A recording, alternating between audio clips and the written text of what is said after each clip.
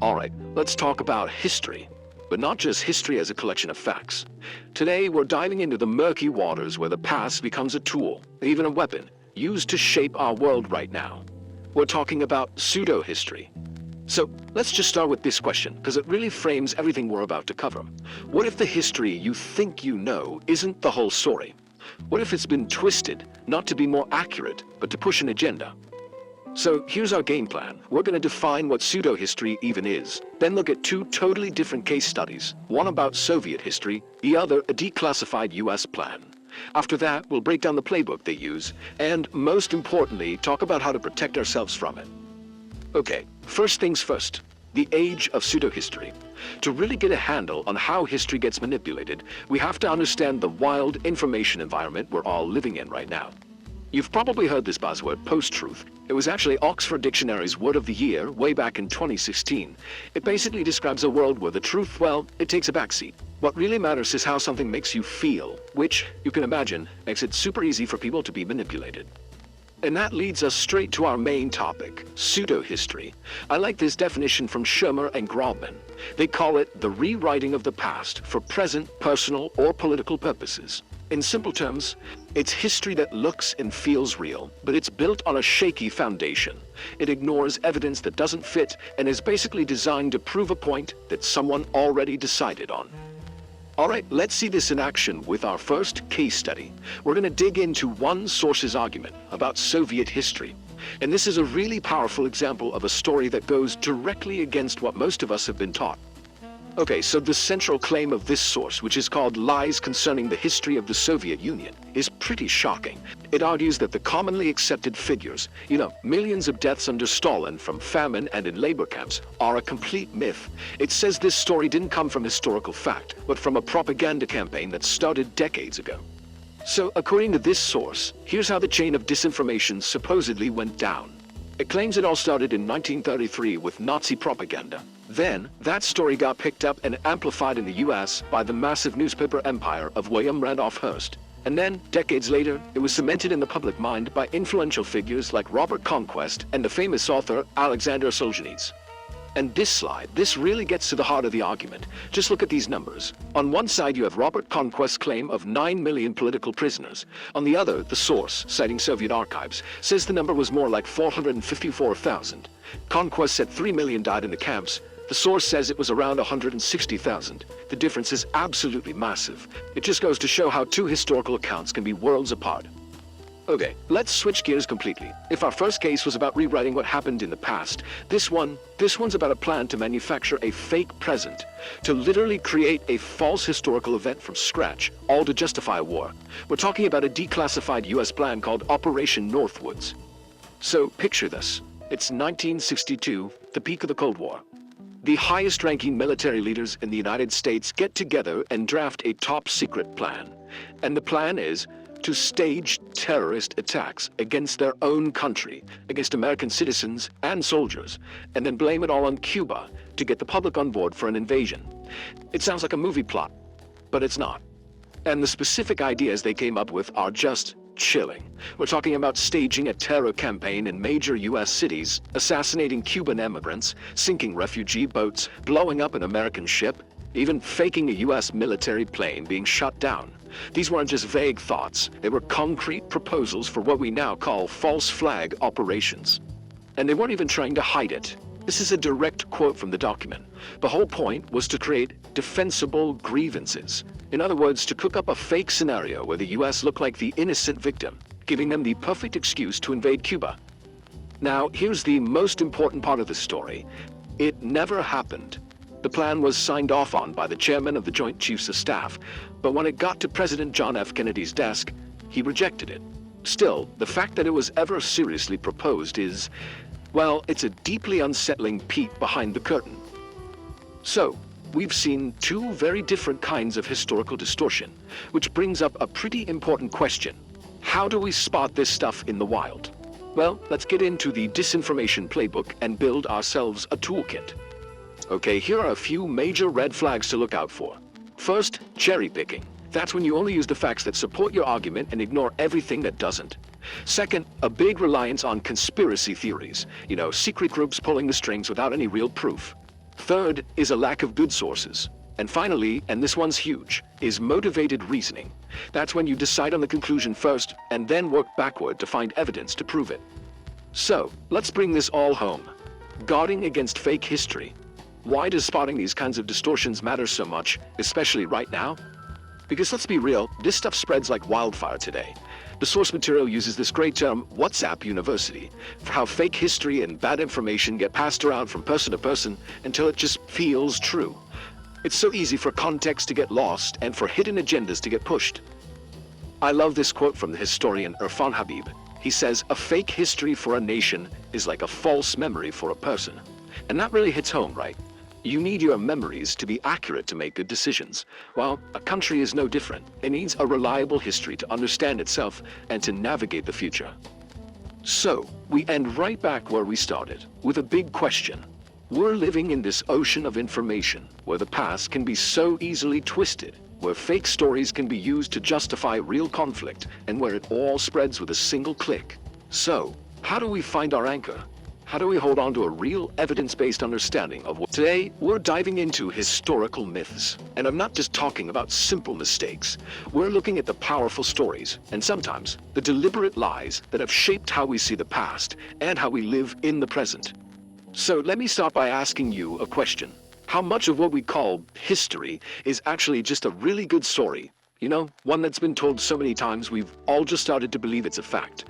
As we're about to find out, that line between what's real and what's myth can get, well, incredibly blurry. Okay, take the samurai. We've all got that image in our heads, right? The noble swordsman, the master of the katana. But the reality, it's completely different. They were super pragmatic warriors. On the battlefield, bows and spears were their go-to weapons. And get this, they were huge fans of firearms, using tens of thousands of them back in the 1500s. The katana was really more of a sidearm, a status symbol. But you know, that's a pretty harmless mix-up. Some historical myths, though, are in a whole different league. They're not just little simplifications. They are crafted on purpose to be malicious. They're built to spread hate and to justify violence. And that brings us to the real heart of our story today. We're going to dissect one of the most infamous and destructive forgeries in all of modern history. This is it, the Protocols of the Learned Elders of Zion. Now, you may have heard of it, but what a lot of people don't know is the story of how it was created and the absolutely devastating impact it's had. So what exactly is it? Well, it's a completely fraudulent text that first popped up in Russia back in 1903. It claims to be the secret notes from a meeting where Jewish leaders were plotting to take over the entire world. Let's be perfectly clear, it was a lie from the second it was written. And the content inside, it's just pure poison. The 24 so-called protocols lay out this fictional plan to control all governments, all media, to start wars for profit, and to subjugate every non-Jewish person on the planet. I mean, it is literally a blueprint for paranoia and hatred. So you have to ask, right? Who would even write something like this? Where did this incredibly detailed and again completely fake conspiracy even come from? Well, the answer is both totally absurd and very, very revealing. Okay, get this. The origin of this toxic lie is almost unbelievable. The text was stolen. It actually started way back in 1846 as a French political satire making fun of Napoleon III, and it had absolutely nothing to do with Jewish people. Zero. Then, decades later, propagandists in Russia just ripped it off. They plagiarized huge chunks of it, replaced the emperor with the Jews, and published it as if it were a real document. And even though it was completely exposed as a fake by 1921, the damage, well, it was already done. Because here's the scary part. A lie doesn't just die when you expose it. Once something like this is out in the world, it takes on a life of its own, with truly horrific consequences. The protocols became a go-to piece of propaganda for some of history's absolute worst actors. In the US, Henry Ford paid to have it published. In Germany, Adolf Hitler used it to fuel his genocidal ideology. Joseph Stalin used it to justify his purges. And even today, it's still a foundational text for extremist groups all over the world. And if you want to understand its appeal to tyrants, all you have to do is read it. This is a direct quote from Protocol 15. It argues for merciless violence, saying it's better to just kill anyone who gets in the way. This isn't just some fringe conspiracy theory, it's an open call for murder. Now, it's easy to think of this as ancient history, right? A hateful book from a totally different era, proven to be a fake 100 years ago. But have its ideas, have they really gone away? Well, this number suggests they haven't, 24%. So what is that? According to a 2020 poll from the ADL, that is the percentage of Americans who believe in the antisemitic trope of dual loyalty, the idea that Jews are more loyal to Israel than to America. This exact conspiracy, this exact lie about Jewish people being secretly disloyal to their own countries is a central core theme of the protocols, a century-old lie still echoing today. Look, the protocols are an extreme, horrifying example, but they show us a broader truth. The stories we tell about the past get distorted all the time. It's not always out of malice. Sometimes it's just about making a better, simpler story. Let's look at a few more common myths to see what I mean. Let's talk about Henry VIII. The image we all have is this fat, gluttonous tyrant who was obsessed with food and wives, right? But the reality was way more political. See, his father had taken the throne by force, and the super bloody Wars of the Roses were still a fresh memory. He was terrified that without a male heir, the whole country would just collapse back into civil war. His actions were driven by a deep fear for his dynasty, not just personal obsession. And the Spartans. Thanks to the movies, we think of them as these heroes fighting for freedom. History tells a very different story. They were a brutal slave state. Their famous elite warrior class was actually tiny and getting smaller by the year. And far from being champions of Greek freedom, they actually teamed up with their archenemy, Persia, to crush democratic Athens. Not exactly the heroic picture we have in our heads. And finally, the Dark Ages. The name itself implies 1,000 years of ignorance and stagnation after Rome fell. But here's the thing, modern historians have pretty much thrown that term out. Why? Because while things were definitely chaotic, the period also saw massive technological progress, like new ways of farming that totally transformed agriculture. The era was dark, mostly because our written records are spotty, not because human progress just stopped. So, why does busting these myths actually matter? I mean, this isn't just a game of historical trivia. It's about understanding their power. Because the stories we tell about the past, they define who we are today, they influence our politics, our culture, our biases. A lie, like the protocols, can be used to justify genocide. An oversimplification of the Spartans can glorify militarism. These myths have real-world power. Ultimately, investigating these myths, peeling back all those layers of fiction to get to a more complicated truth, that's not just some academic exercise. It actually helps us see our own world right now with much clearer eyes. Which leaves us with one final thought to chew on. In our own age, an age of misinformation and warring narratives, what stories are we telling? What historical myths are being created right now that future generations are going to have to untangle? Hey, welcome. You know, we tend to think of history as this fixed, settled story, right? A bunch of facts set in stone. But what if the very foundations of that story are actually built on quicksand? On lies, forgeries, and just massive misunderstandings? Today we're going to pull back the curtain on some of those hidden traps in history, the ones that are still shaping our world in ways you might not even realize. So let's just start with a really simple, kind of provocative question. What if the history you learned in school, the history you think you know, is flat out wrong? I don't mean just a little bit off on a date here or there, I mean fundamentally mistaken. And this isn't just a fun thought experiment. It's a reality, and it has some pretty profound consequences. For example, imagine a single piece of paper that literally redrew the map of Europe for hundreds of years, a document that handed over immense power and territory, and then turned out to be a complete and total fake. Or how about this? A nation staging an attack on itself, sacrificing its own people, just to create the perfect excuse for a war that would end up engulfing the entire planet. And then there's the story of a victory that was so misunderstood that it led one of the most powerful nations on Earth into what one insider called a series of blunders that drained its power and increased the dangers to its national security. Yikes. Okay, so let's dive right in, starting with the most deliberate deceptions out there. We're talking about the times when history isn't just mistaken, it's actively weaponized. These aren't just innocent errors, they are calculated lies, cooked up specifically to start wars. And one of the key tools in this really dangerous game is something called a false flag operation. The name actually comes from the old days of naval warfare, where a pirate ship might fly an enemy's flag to get close before opening fire. In today's terms, it's when you commit an attack and then masterfully pin the blame on your opponent to justify going to war with them. Which brings us to one of the most chilling examples in all of history, the Gleiwitz incident. I mean, look at this. The plan was just brutally simple. Step 1, fake a Polish attack on a German radio station. Step 2, take victims from concentration camps and dress them in German uniforms to make them look like defenders. Step 3, shoot them, leaving their bodies as proof of the attack. And Step 4, use this staged incident to justify invading Poland. The very next day, Hitler did exactly that, and the first shots of World War II in Europe were fired, all based on a grotesque lie. But, you know, lies don't just start wars. Sometimes they build entire empires. This quote here is from a document called the Donation of Constantine. In it, the Roman Emperor Constantine supposedly just hands over massive power and territory. We're talking basically the entire Western Roman Empire to the Pope, way back in the 4th century. And for centuries, this document was the legal justification for the Pope's authority over kings and their kingdoms.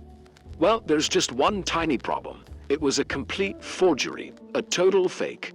Later scholars proved it was actually created around the 8th century, a full 400 years after Constantine was even alive. It's just a stunning example of how a single fake document could prop up political power across a whole continent for more than 600 years. An entire chapter of European history built on a lie. But it's not always about these outright malicious lies. Sometimes the most powerful distortions are myths. These simple, compelling stories that we all just sort of accept as truth, even when they're fundamentally wrong. Okay, take the end of the Cold War. The story we all know. The myth is that the US won when the Soviet Union collapsed in 1991, right? But according to Jack Matlock, and this is a guy who was literally the US ambassador to the Soviet Union at the time, that's just not what happened. The reality is the Cold War ended peacefully, through negotiation between 1988 and 1989. That's a full 2 years before the USSR even fell apart. And once you realize that, the whole triumphant story starts to fall apart.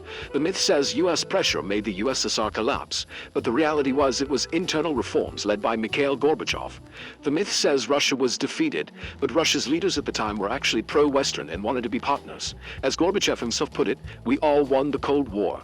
It wasn't a military victory, it was a negotiated settlement. This just goes to show you that historical truth is never really static. I mean, look at the story of Captain Cook in Australian schools. This timeline says it all. In the 50s, the textbook said he discovered Australia, period. By the 70s, they admitted indigenous people were there, but it was still framed as a discovery. Fast forward to the 2010s, and the whole narrative has shifted so much that many older students might not even study him in detail at all. The event itself didn't change, but our values and our understanding of it did. And that completely changes the story we tell ourselves. So, if history can be a weapon, and it's full of these myths that are constantly changing, how in the world can we ever know what really happened? Well, this brings us to the most important part of this whole explainer, the actual tool that historians use to sort through all this mess. The word is historiography, and honestly, it's a total game changer. Think of it as the history of history itself. It doesn't just ask what happened, it asks who's writing this history, when did they write it, what sources are they using, and what's their bias. It's about putting the historian under the microscope, not just the history.